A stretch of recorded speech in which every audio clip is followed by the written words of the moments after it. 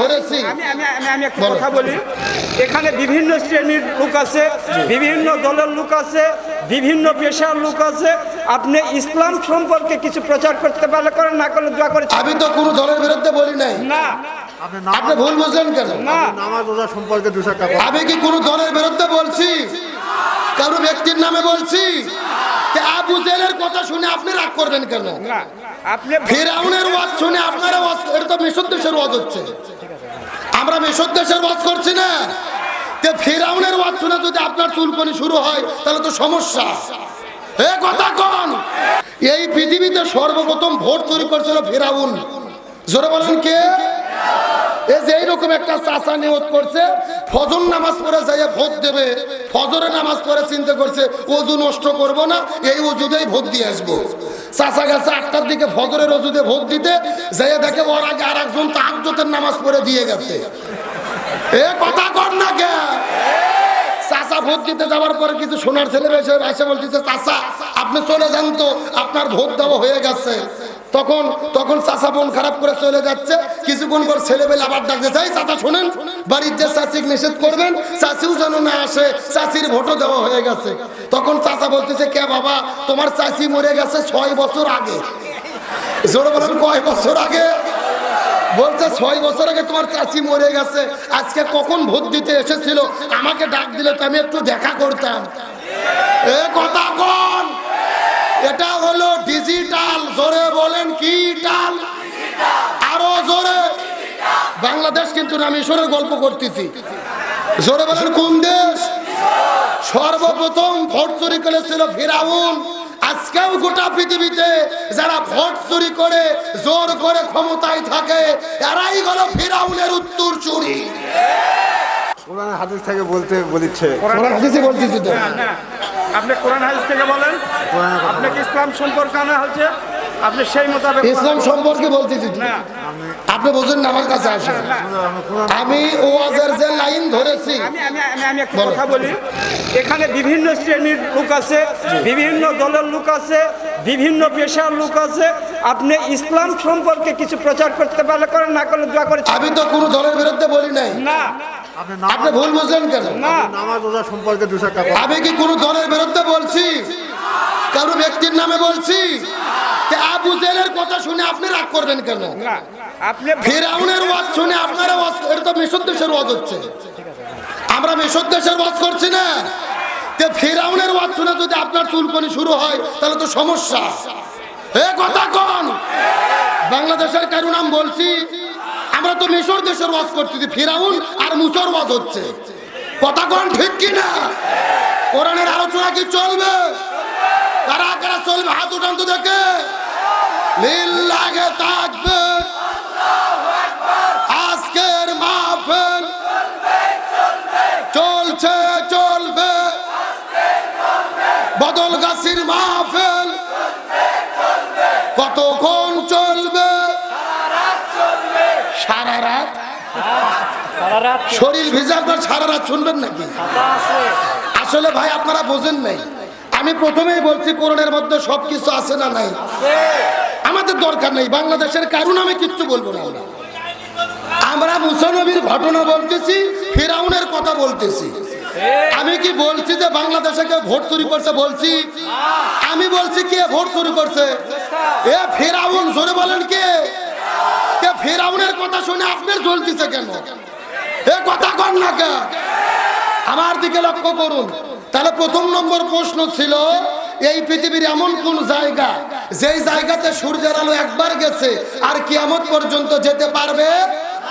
এই যে মুসা আলাইহিস সালাম যখন লোহিত সাগরের মধ্যে হেঁটে হেঁটে পার হয়ে গেল, যখন সাগরের পানিগুলো ফাঁক হয়ে গেল, আসমান থেকে সূর্যের আলো যখন লোহিত সাগরের মধ্যে গেল, মুসা নবী পার হয়ে গেল, ফিরাউন ঢুকে পড়লো, সাগরের পানিগুলো এক হয়ে গেল, আর কোনোদিন পানির ভেতরে ফাঁক হবে?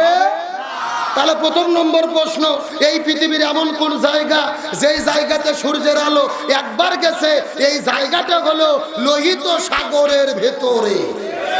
সুবহানাল্লাহ বলেন। চিৎকার করে বলেন তো দেখি, প্রশ্ন গেল কয়টা? আরো জোরে বলেন। বাকি আছে কয়টা? বলবো নাকি শেষ করব? এ কষ্ট করে একটু বসেন তো দেখি, বসেন। যারা যারা দাঁড়িয়ে আছেন একটু বসেন তো দেখি। আলোচনা কি চলবে?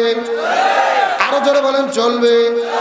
2 নম্বর প্রশ্ন হলো, এই পৃথিবীর এমন কোন দুই ভাই যারা একই দিনে জন্মগ্রহণ করেছে, আবার একই দিনে একই সাথে মৃত্যু বরণ করেছে, অথচ এক ভাইয়ের চাইতে আর এক ভাই কত বছরের বড়? আরো জোরে বলেন। এই আলোচনাটা যদি শুনতেছেন, কোরআনের মধ্যে সূরা বাকারার মধ্যে ঢোকা লাগবে।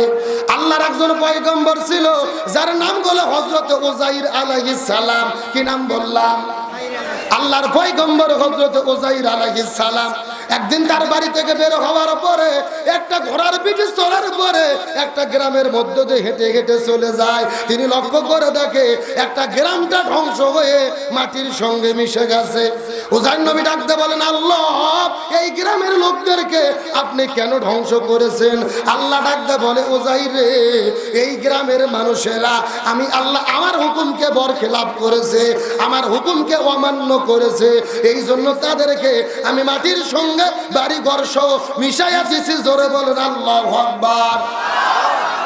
তখন উযাইর আলাইহিস সালাম বলতেছেন, আল্লাহ, আপনি তো এদেরকে মাটির সঙ্গে মিশিয়ে দিলেন, এরা কি আবারও উঠবে? আল্লাহ বলতেছে, হ্যাঁ, এদেরকে আমি আবারও মাটির মধ্য থেকে উঠাবো, হাসরে নিয়ে যাব, সেখানে বিচার হবে।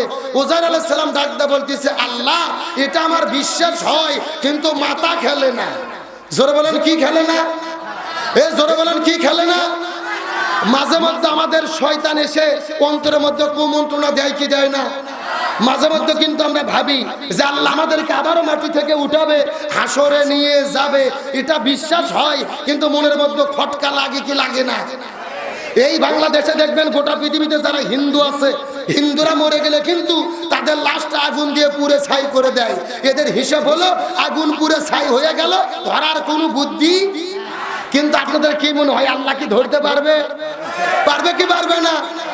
উযাইর আলাইহিস সালাম যখন বলতেছে আল্লাহ আমার মাথা খেলে না, আল্লাহ উযাইরকে একটা ঘুম নামক মৃতদান করলো। ওই ঘুমের ভেতরে 100 বছর পার হয়ে গেছে। জোরে বলেন কত বছর? 100 বছর পরে উযাইর আলাইহিস সালামকে আল্লাহ ঘুম থেকে জাগালেন। জাগা বললেন, উযাইর, তুমি কতদিন ঘুমাইয়াছিলে? উযাইর বলতেছে, আল্লাহ, একদিন কিংবা তার চাইতে কিছু কম কিছু বেশি। আল্লাহ বলতেছে, উযাইর না, আমি তোমার জীবন থেকে 100 বছর পার করে দিয়েছি। আল্লাহু আকবার বলেন। আল্লাহ বলতেছে, উযাইর, তুমি একটা ঘোড়ার পিঠে চড়ে এসেছিলে, তোমার কি মনে আছে? উযাইর বলতেছে, হ্যাঁ আল্লাহ, আমার মনে আছে। কি করেছিলে? বলে, গাছের সঙ্গে বেঁধে রেখেছিলাম। বলে, গাছের দিকে তাকাও। গাছের দিকে তাকায় লক্ষ্য করে দেখতেছে ঘোড়ার লাগাম আছে, কিন্তু ঘোড়া নাই। সুবহানাল্লাহ কোন? ঘোড়ার কি আছে? লাগাম আছে, কিন্তু ঘোড়া নাই। উযাইর আলাইহিস সালাম ডাকতে বলেন, আল্লাহ, ঘোড়া কোথায় গেল? আল্লাহ বলে, মাটির দিকে তাকাও। দেখে মাটির দিকে অনেক হাড্ডি পড়ে আছে, হাড় পড়ে আছে। উযাইর বলতেছে, আল্লাহ বলতেছে, উযাইর, হাতের মধ্যে বালি নিয়ে তুমি হাড়ের মধ্যে ফু দাও। হাতের মধ্যে বালি নিয়ে হাড়ের মধ্যে ফু দিয়েছে, সাথে সাথে আল্লাহ তাআলা ঘোড়াটাকে জীবিত করে দিয়েছে। আল্লাহু আকবার বলেন। তখন উযাইর আলাইহিস সালাম ডাকতে বলছে, আল্লাহ, আমি ভুল করেছি, তুমি আল্লাহ, তোমার পক্ষে সবকিছু করা সম্ভব। এই যে উযাইর আলাইহিস সালাম এবং তার ভাই, এরা ছিল যমজ ভাই। জোরে বলেন কি ভাই? একই দিনে জন্মগ্রহণ করেছে, আবার একই দিনে একই সাথে মৃত্যুবরণ করেছে। কিন্তু যেহেতু উযাইর নবী 100 বছর ঘুমের মধ্যে পার করে দিয়েছে, এই জন্য উযাইর আলাইহিস সালাম হলো তার ভাইয়ের চাইতে 100 বছরের ছোট। সুবহানাল্লাহ বলবেন না? কয়টা প্রশ্নের উত্তর গেল? আরো জোরে বলেন। 3 নম্বর প্রশ্ন হলো, এই পৃথিবীর এমন কোন জেলখানা, যেই জেলখানাও খাবার খায়, জেলখানার ভেতরের মানুষটাও খাবার খায়। এই জেলখানা বুঝতে হলে আপনাদেরকে কোরআনের ব্যাখ্যার মধ্যে ঢোকা লাগবে। প্রত্যেকটা মায়ের পেটের ভেতরে যখন সন্তান চলে আসে, ওই সন্তানটা যখন খাবার খায়, ওই মাও যখন খাবার খায়, সন্তানও খাবার খায়। মাও যখন খাবার খায় না, সন্তানও খাবার পায় না। তার কারণ হলো মায়ের সঙ্গে সন্তানের নারীর একটা সম্পর্ক আছে না নাই?